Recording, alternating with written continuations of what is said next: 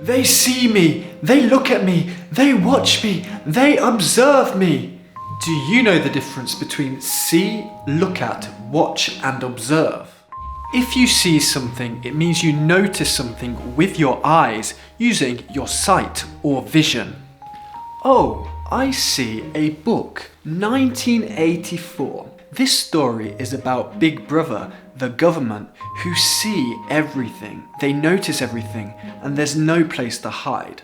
Sight and vision both mean the ability to see, but vision also means the ability to see and imagine the future. George Orwell wrote this story in 1949, and he had a vision of the future. In 1984, the world was going to be a place where the cameras saw everything. When you look at something, it means you direct your eyes towards it. Look at me! Look at me! We usually use look at for things that are not moving. For example, look at a picture.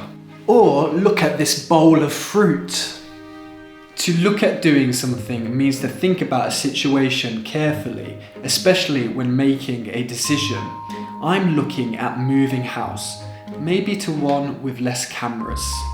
The next verb is to watch something, which has a slightly different meaning. If you watch something, it means you pay attention to it with your eyes because you're interested in what it is doing or what might happen. We usually use watch for things that are moving, changing or evolving. For example, watch TV or watch the sunset or watch someone dance.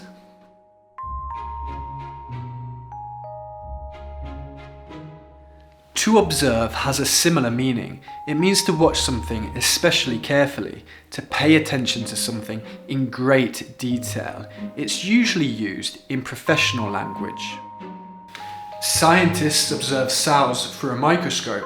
Businessmen observe the changes in the stock market. A teacher observes your improvements in the English language. Exactly, so try writing an example sentence using see, look at, watch or observe. And remember, Big Brother is watching you. Bye.